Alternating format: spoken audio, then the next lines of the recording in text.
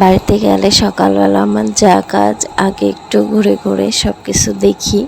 তো এই যে এখানে বাগান করেছে, দেখেন বাগানে অনেক সুন্দর সবজি গাছ হয়েছে, খুব ভালো লাগছে। এখানে লাল শাকও হয়েছে। এর আগের বার দেখাইছিলাম ছোট ছোট, কিন্তু এবার এগুলো সব বড় হয়েছে। আর এই দেখেন লটকন গাছে লটকন ধরেছে। এবার লটকন খুব একটা বেশি ধরেনি, অল্পই ধরেছে। প্রতি বছর অনেক ধরে, এবার কেন জানি অল্প হয়েছে বুঝলাম না। কিন্তু আমার ননদ অনেক যত্ন নেয় ওই গাছটার। তো এখন এই তো চা মুড়ি খাচ্ছি, আজকে মায়ের বিসর্জন, এখনও আমরা নিরামিষই খাচ্ছি। তো ওই যে রাঁধুনি মাসি আসছিল, তো উনি এই যে মানে আজকে লুচি হবে তরকারি, আর এইদিকে মাছ টাছ কিনে এনেছে আমার ওই যে পিসি শাশুড়ির যে ছেলেরা আছে, ভাসুররা।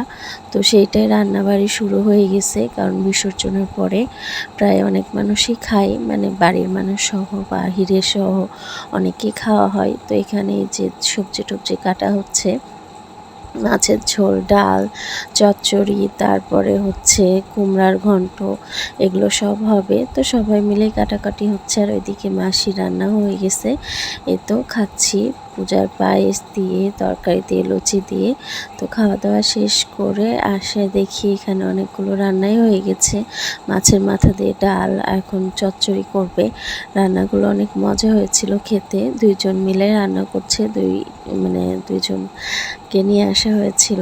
আর এখানে আমি একটু ঢং করছি ডাক নিয়ে। আর এই তো মাকে নামানো হচ্ছে মন্দির থেকে, এখানে বরণ করে তারপরে মাকে আমাদের যে নদী আছে সেই নদীতে বিসর্জন দেওয়া হবে। তো এই তো সবাই একে একে বরণ করে, আমাদের সিঁদুর খেলাও হয়, দুর্গা পূজার মতনই। আসলে বাড়ির পূজা আর আমাদের পূজা কিন্তু অনেক পুরাতন, প্রায় 170 বছরের বেশি হবে। ওইভাবে কেউ এক্স্যাক্ট টাইমটা বলতে পারে না, কিন্তু প্রায় অনেক পুরাতনই।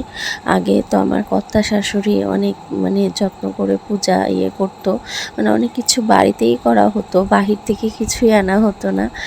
শুনেছি সবার মুখে যে যেই কাঠ দিয়ে মায়ের প্রসাদ, যেই খড়ি দিয়ে প্রসাদ করা হয়, রান্না করা হয়, সেই খড়িও ধুয়ে দেওয়া হতো। তো যুগের সাথে সাথে সব কিছুর একটু পরিবর্তন হয়েছে। আর এই যে সবার সাথে সিঁদুর টিঁদুর খেলে আমরা নদীতেও গেছিলাম মায়ের বিসর্জন করতে, সেই ভিডিওটা নেওয়া হয়নি। আর এখন এই যে সবাইকে খেতে দেওয়া হচ্ছে, আমিও টুকটাক দিয়েছি। আসলে বাড়িতে গেলে ওই আমার যে যারা আমাকে ওইভাবে কিছু করতে দেয় না, বলে থাক তুই তো বাড়িতে করেই আসিস, তোরা খুব ভালোবাসে। তো এই তো ভিডিওটা এই পর্যন্ত।